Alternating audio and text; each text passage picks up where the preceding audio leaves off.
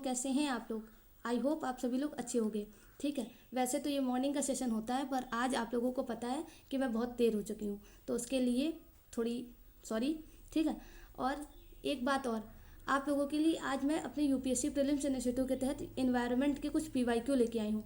ठीक, ये इन्वायरमेंट के पीवाईक्यू और आज का सेशन आप लोगों को ये सिखाएगा कि पीवाईक्यू को टैकल कैसे किया जाता है। ठीक है, इन्वायरमेंट सब्जेक्ट में क्या क्या रेलिवेंट है, कैसे पढ़ने हैं। ठीक है, इन्वायरमेंट के जितने भी पीवाईक्यू हैं लगभग 10 साल के, मैंने थीम वाइज सारे सॉल्व करके और उसके साथ जितने भी उसके गलत एनालिसिस है, ठीक, उनको भी सॉल्व करके रखे हैं। लेकिन आज टाइम कम है और देखो ये सेशन छोटा सा ही होता है, अगर मैं बहुत ज़्यादा बड़ा कर दूंगी, ठीक है, तो लोग देखेंगे नहीं। इसलिए मैं ज़्यादा से ज़्यादा 4 या 5 पीवाईक्यू लेके आ पाती हूँ, क्योंकि उसके साथ आप लोगों को एक्सप्लेनेशन समझाता होता है और बताना होता है। साथ में मैंने उसको करंट अफेयर से भी रिलेट करके मैं पढ़ाती हूँ। ठीक, कि आप लोगों का 2026 का प्रीलिम्स जो है उसमें जो करंट अफेयर उससे रिलेटेड है वो फंसे ना। ठीक है, तो मेरी इतनी ही कोशिश होती है, लेकिन उसमें चला जाता है टाइम ज़्यादा।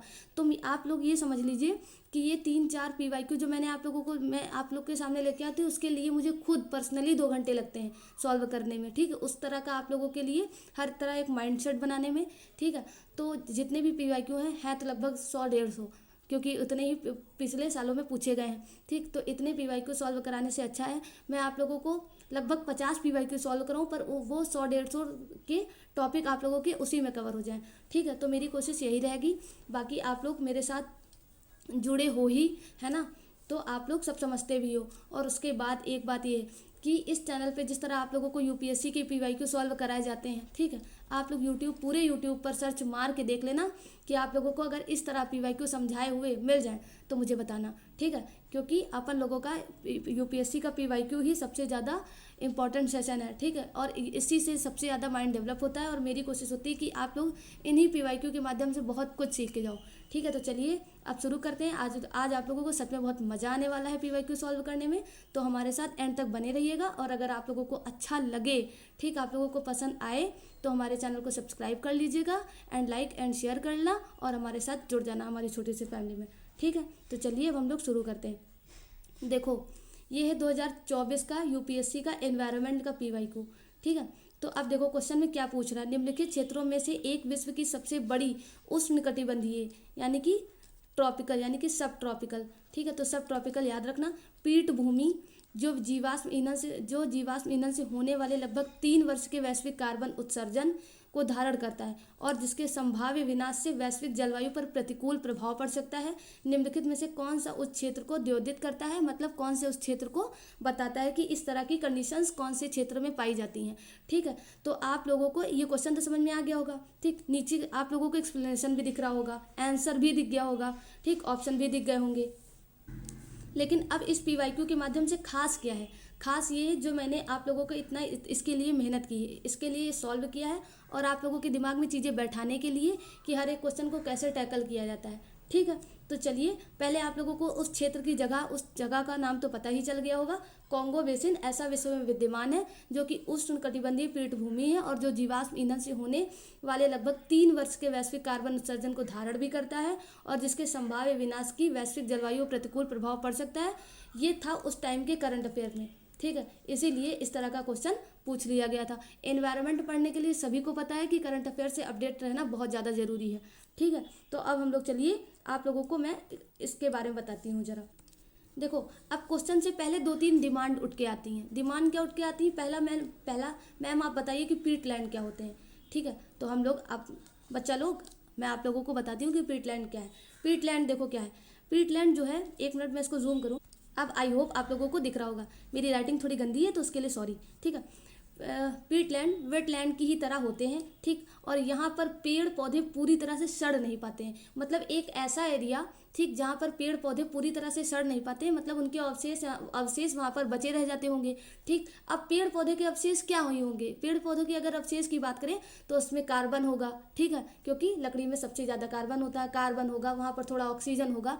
ठीक, तो मतलब उस तरह की चीज़ें वहाँ पर विद्यमान रह गई होंगी। क्योंकि वो पूरी तरह से सड़ नहीं पाए पेड़ पौधे वहाँ पर, है ना, तो उनके कुछ अपघट और वहाँ पर उनका अपघटन अच्छे से नहीं हुआ होगा, ठीक है।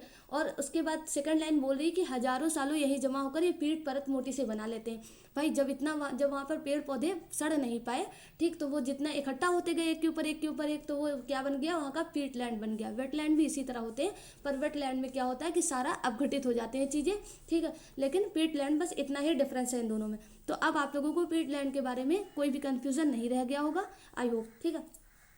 अब आप लोगों को कुछ प्रीलिम्स को लेकर मैं फैक्ट बताती हूँ जो इसके बारे में मैंने सॉल्व किए थे। अब फैक्ट क्या था कि सर्वाधिक पीठ भूमि कहाँ पर है, ठीक है, तो सर्वाधिक पीठ भूमि जो हमारे वर्ल्ड है उसमें कहाँ पाए जाते हैं, रूस और कनाडा में पाए जाते हैं।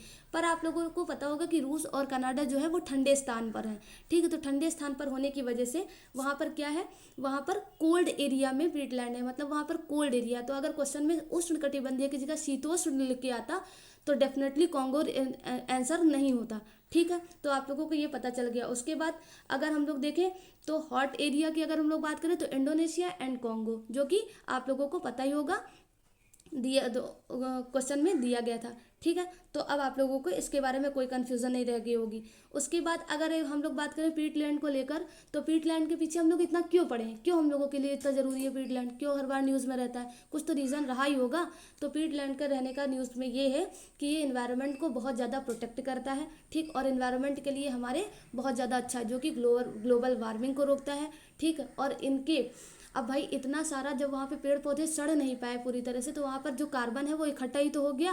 अब कार्बन अगर वो इकट्ठा ना होता, मान लो वहाँ पर आग लग जाए, वहाँ पर चीज़ें जल जाएं, ठीक है, तो क्या होगा, वहाँ का कार्बन सारा वायुमंडल में उठेगा, और वायुमंडल में उठने की वजह से क्या बनेगा, ऑक्सीजन के साथ क्रिया करके CO2 बनाएगा। और CO2 आप लोगों को पता ही होगा कि एक क्या है, ग्लोबल हाउस गैस है, यानी कि वो हम लोगों के वो ग्लोबल वार्मिंग क्रिएट करेगी और तापमान को और ज़्यादा बढ़ाएगी, ठीक है। तो ये आप लोगों को इसके बारे में इसीलिए आप लोग को पता चल गया होगा कि पीटलैंड इतने ज़्यादा इंपॉर्टेंट है, ठीक है। तो पीटलैंड को बचाने के लिए ग्लोबल पीटलैंड इनिशिएटिव शुरू किया गया, ठीक है, जिसमें पीटलैंड को बचाना था। और ये इनिशिएटिव किसके द्वारा शुरू किया गया, ये इनिशिएटिव UNEP के द्वारा शुरू किया गया, यूनाइटेड नेशंस इन्वायरमेंट प्रोग्राम, ठीक है। अब अगर बात करें UNEP की, तो UNEP की आप लोग हेडक्वार्टर मुझे कमेंट बॉक्स में बता सकते हो कि ये कहाँ पर है, ठीक है। तो ये आप लोगों के लिए एक छोटा सा क्वेश्चन, ठीक है। अब हम लोग सेकंड पार्ट पर, इसी क्वेश्चन के अब हम लोग सेकंड पार्ट पर बात करते हैं। ये तो था प्रीलिम्स के लिए, ठीक है, इतना प्रीलिम्स के लिए आप लोगों ने इस क्वेश्चन से निकाल कर पढ़ा। अगर आने वाले भविष्य में पीटलैंड को लेकर क्वेश्चन बनेगा तो आप डेफिनेटली उसको, नहीं अगर पूरा उसके बारे में आता होगा तो आप लोग एलिमिनेशन करके उसको सॉल्व कर पाओगे, इतना मुझे यकीन है, ठीक है। अब अगर हम अब इसको मेंस के पर्सपेक्टिव से जोड़ कर देखते हैं, क्योंकि मेन चीज़ तो क्या है, हर एक टॉपिक को आप लोग को मेंस के लिए ही पढ़ना है, ठीक है, उसमें से प्रीलिम्स के पॉइंट निकाल लेने हैं, बाकी सारा जो भी है वो मेंस के लिए ही है, ठीक, क्योंकि असली एग्ज़ाम वही है।